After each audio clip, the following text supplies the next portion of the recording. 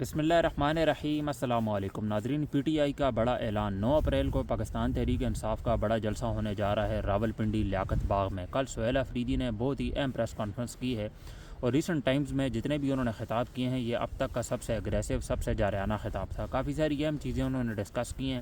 سب سے پہلے تو انہوں نے یہ کہا ہے کہ موجودہ حکومت کے ساتھ میری جو 4 سے 5 میٹنگز ہوئی ہیں اس کا کوئی فائدہ بھی نہیں ہوا۔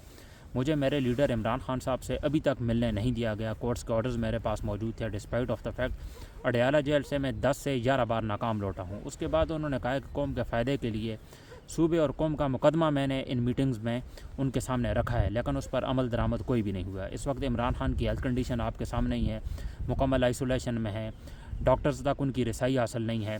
اور 7 تاریخ کو بھی ویسے بہت ہی امپورٹنٹ دن ہونے والا ہے۔ علیمہ خان صاحبہ نے یہ کہا ہے کہ 10,000 کارکن اور جتنے بھی پارلیمنٹیرینز ہیں وہ سب کے سب اڈیالہ جیل 7 تاریخ کو پہنچے، اور 9 تاریخ کو پاکستان تحریک انصاف نے یہ اعلان کر دیا ہے کہ وہ جلسہ کرنے جا رہے ہیں راولپنڈی میں۔ اس کے ساتھ ساتھ دہشت گردی کے حوالے سے سہیل افریدی نے یہ کہا ہے کہ یہ مجھے دہشت گرد اور اسمگلر کہہ رہے ہیں۔ حالانکہ ایپیکس کمیٹی کے اجلاس میں نے عمران خان کا لائحہ عمل رکھا دہشت گردی کے حوالے سے کہ کس طرح دہشت گردی کو ختم کیا جائے۔ آپ نے اپنے طریقے آزما لیے ہیں، پچھلے 20 سال سے آپ لگے ہوئے ہیں، ابھی تک دہشت گردی آپ کے کنٹرول میں نہیں آ رہی ہے۔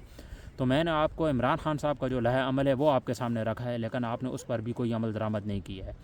تو اس کے بعد آپ مجھے ہی، ہماری جو قوم ہے اسے آپ کتوں سے تشبیہ دے رہے ہیں، مساجد کے اندر آپ کتے باندھتے ہیں، اور شہر اقتدار کے اندر بھی دہشت گردی کے واقعات پیش آئے ہیں، اور بلوچستان کے اندر اور KPK کے حالات تو آپ کے سامنے ہی ہیں، حالات اس قدر خراب ہیں۔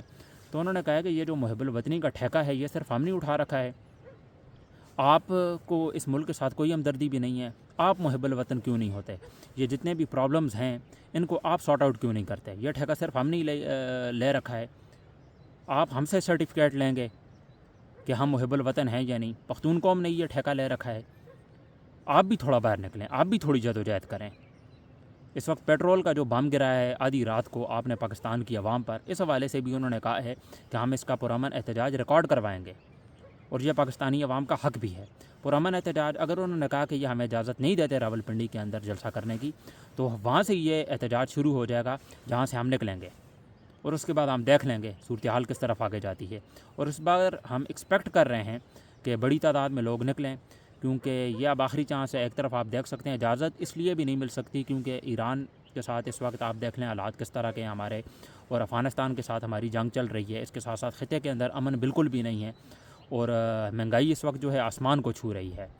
غریب آدمی ایک وقت کا کھانا بھی نہیں کھا سکتا ہے۔ اس صورتحال میں اگر پاکستان کی عوام باہر نہیں نکلے گی تو یہ بہت بڑا ظلم کرے گی۔ پاکستان کی عوام کو اس وقت باہر نکلنا چاہیے ان غنڈوں کے خلاف، یہ جو معیشت تباہ کر رکھی ہے انہوں نے، اور پورے پاکستان کو آپ یہ سمجھ لیں کہ یہ لے ڈوبے ہیں۔ عاصم منیر کا جو ٹینر ہے، سب سے زیادہ فوجی جوان شہید ہوئے ہیں، دہشت گردی ان کے کنٹرول میں نہیں آ رہی ہے۔ 27 امینڈمنٹ جب سے انہوں نے نافذ کی ہے اس کے بعد سے انہوں نے ملک کا بیڑا غرق کر کے رکھ دیا ہے۔ عدالتیں، اب ہمیں انصاف کی امید ہی نہیں ہے عدالتوں سے۔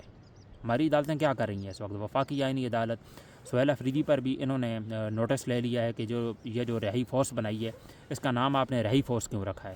تو اس طرح کی گھٹیا قسم کے کیسز آپ نے عمران خان صاحب پر بھی دائر کر رکھے ہیں۔ پچھلے 3 سال سے وہ بندہ جیل میں ہے، اور جب کووڈ کے پیریڈ میں پیٹرول کی قیمتیں عالمی منڈی کے اندر کافی زیادہ تھیں، اس وقت عمران خان آپ کو صرف اور صرف فی لیٹر 150 میں پیٹرول دے رہا تھا، اور ان چند لوگوں کو، کچھ گھٹیا لوگ ہیں، ان کو تکلیف ہو رہی تھی کہ رات کے اندھیرے میں عمران خان نے پیٹرول کا بم گرا دیا پاکستان کی عوام پر۔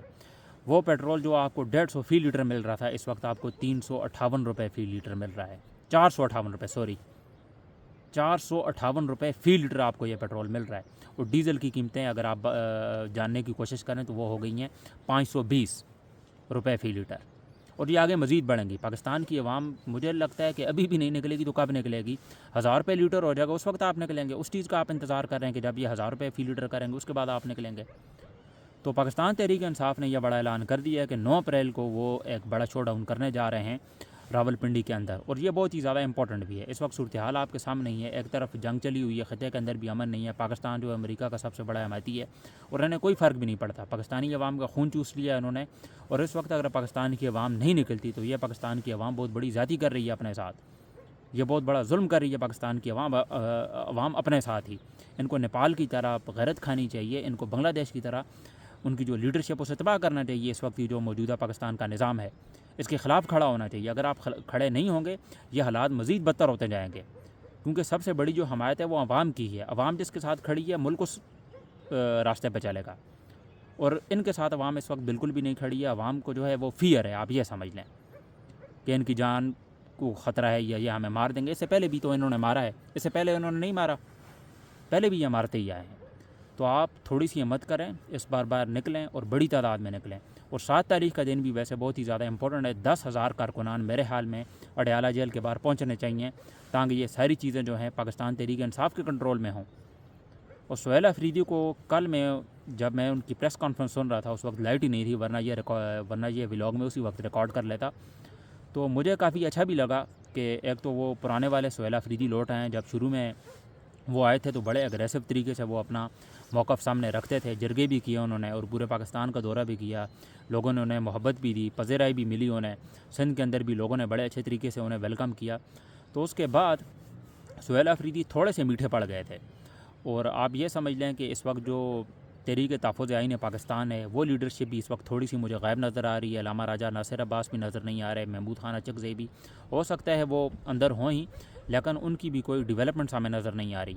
تو پاکستان تحریک انصاف نے آئی تھنک یہ ایک اچھا فیصلہ کیا, اور 4 سال ہو جائیں گے آئی تھنک جب سے یہ عمران خان کی حکومت کے انہوں نے تختہ گرایا ہے. اسی لیے یہ 9 اپریل کا دن انہوں نے رکھا ہے کہ اس دن یہ پورے 4 سال ہو جائیں گے جب سے عمران خان کی حکومت کا تختہ انہوں نے پلٹ دیا تھا.